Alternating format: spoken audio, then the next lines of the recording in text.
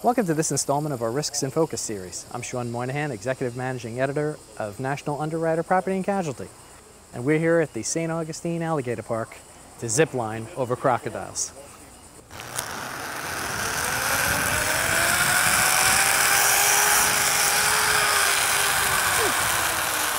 I think the crocodiles are hungry.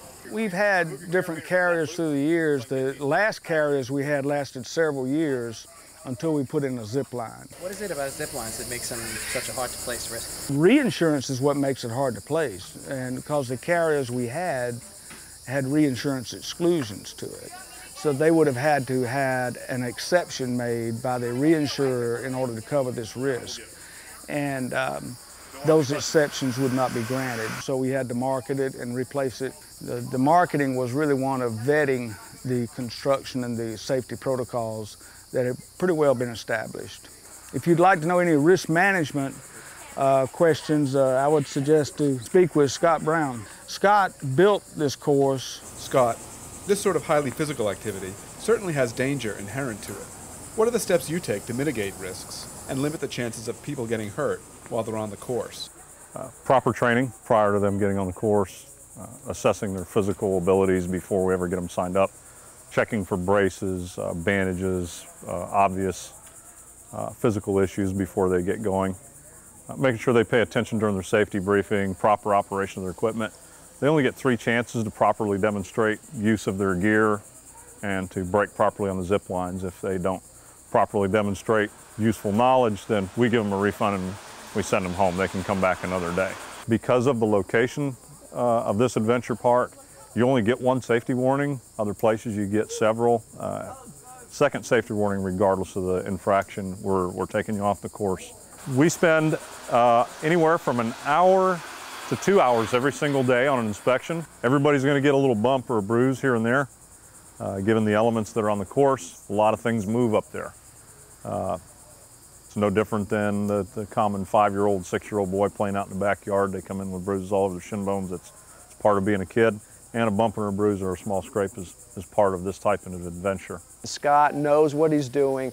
He helped build the course itself. He analyzes the thing to the point that it seems like minutia. He's got this little meter that's measuring the size of the cable, but you can't just look at a cable and know whether it's good enough anymore. You have to have some real mechanics behind it. The zip line's been good for us because it's attracted a different audience. You know, my core audience prior to the zip line was moms with kids. What the zip line did is it brought a different audience. It brought the teenagers and young 20-somethings that want to go out and physically do something. Not just play a video game on the couch, not just wander around and look at animals, but get up and actually exert themselves. And you got to know that zip lining over animals isn't the most dangerous thing we do. You know, we work with king cobras and we work with all 23 species of crocodilians and some of the biggest crocodiles in the United States. We work with a 15-foot, 3-inch saltwater crocodile. That's not an easy thing to find insurance for, and that's what we depend on Tommy to do for us. He helps us locate the insurance and helps the insurance people understand what we do and how well we do it.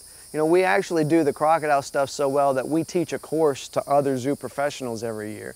And so once the insurance folks understand really what's happening in our park and that we choose to do everything with excellence, it's a little bit easier to get that insurance. And as the general manager, what are some of the risks that keep you up at night? Honestly, I sleep really well because I try to eliminate those risks at all costs. If it's something that I'm sitting around worried about, then I'm gonna find a manager of that area and figure out how I don't have to worry about it anymore. And I imagine the guests are pretty safe with the animals, but with the workers themselves, that's probably where the biggest risks are. How do you train the workers so that when they're handling those dangerous critters that they don't get hurt? Sure. Well, training of an employee here is not a simple 3-day process. If they're working up high or they're working with a venomous snake, that's something that has several pages of checks that they have to accomplish before they can do that without direct supervision or at all.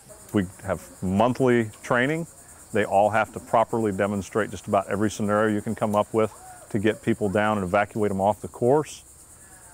If they cannot properly demonstrate those skills, I no longer have need for their services. They will be let go at that time. Last question.